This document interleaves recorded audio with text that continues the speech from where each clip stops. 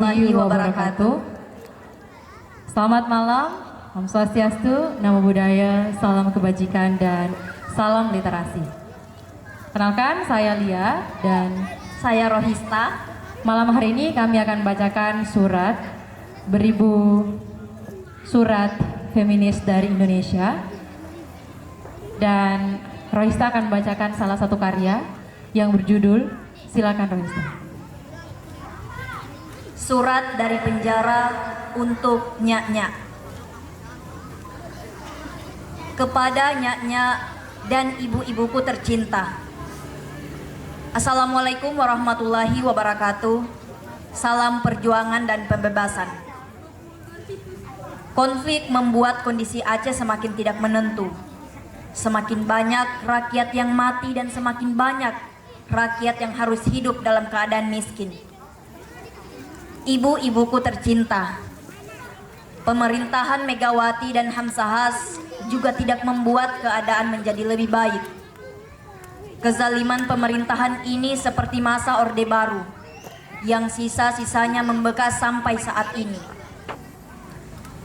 Ibu-ibuku tercinta, kasus dana pemberdayaan ekonomi rakyat harus menjadi pelajaran bagi ibu-ibu semua, bahwa rakyat hanya dilimpahi dengan janji-janji indah yang dalam kenyataannya sama sekali tidak berpihak kepada kita rakyat miskin.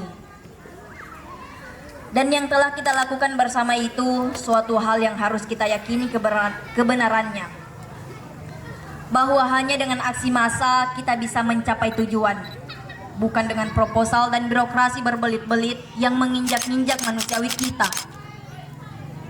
Para Nyak dan ibuku tercinta, sampai saat ini pemerintahan Mega Hamzah tidak berpihak kepada rakyat.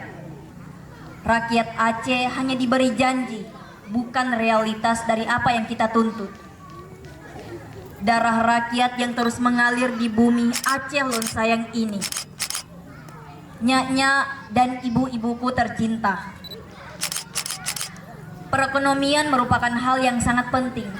Namun justru kondisinya semakin tidak menentu. Harga barang semakin naik, belum lagi untuk tarif listrik. Mungkin sebelumnya untuk kebutuhan satu hari bisa tercukupi dengan Rp15.000. Tetapi dengan kondisi seperti hari ini, Rp25.000 pun tidak bisa memenuhi kebutuhan untuk satu hari. Ini memang sangat bertolak belakang dengan apa yang ibu-ibu dapatkan setiap hari. Dari hasil memeras keringat yang kadang nilai nominalnya juga tidak memenuhi standar untuk sekadar memenuhi kebutuhan sehari-hari.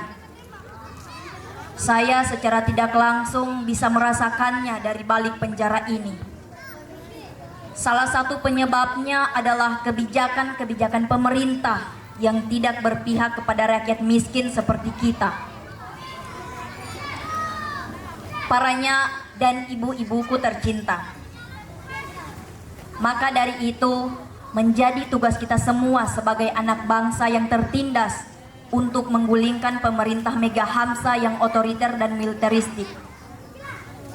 Ibu-ibuku tercinta, keberadaan saya di sini tidak ada apa-apanya jika dibandingkan dengan nasib ribuan Aceh lainnya yang harus mati tanpa diketahui keberadaannya. Yang ibu-ibu lakukan di luar selama ini membuat saya tenang merasa di balik jeruji ini.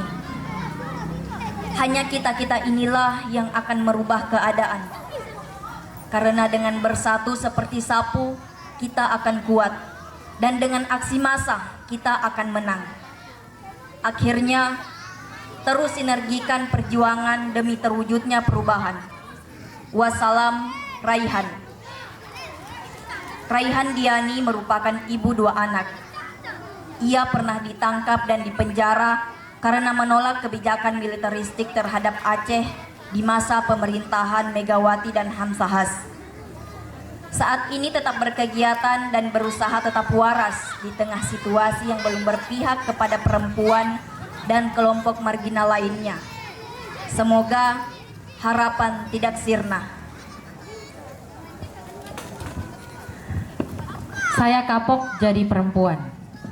Surat terbuka untuk Menteri Urusan Peranan Wanita. Sikap diam Ibu Menteri UPW di saat media massa dan tokoh masyarakat ramai membicarakan masalah perkosaan dan pelecehan terhadap anak, gadis, dan perempuan sungguh membangkitkan tanda tanya.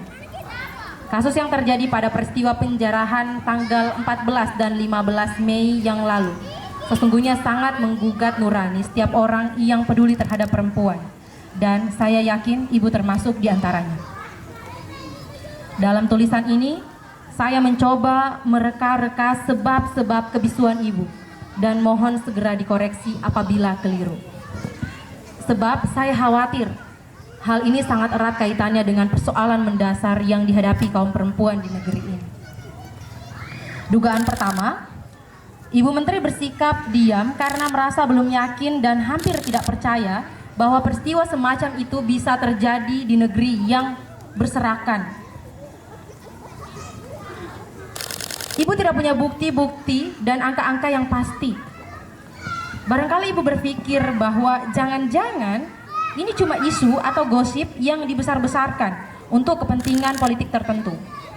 Dan Ibu tidak mau mengambil resiko. Inilah sebuah kenyataan yang harus dihadapi kaum perempuan. Hukum secara umum tidak berpihak padanya. Kekerasan terhadap kaum perempuan seringkali terjadi dalam wilayah tertutup yang tanpa saksi. Seringkali pula dilakukan oleh orang-orang yang diberi legalitas untuk melindungi atau mempunyai kekuasaan atas diri sang korban, atau dalam wilayah publik yang penuh saksi manakala pelakunya tidak mungkin untuk dilacak kembali. Padahal saksi dan pembuktian adalah dua kata kunci dalam prosedur hukum. Selain itu, korban-korban pelecehan seksual dan perkosaan merasa sangat malu, kehilangan harga diri dan semangat juang. Mereka umumnya memilih untuk diam, bersembunyi, atau mati.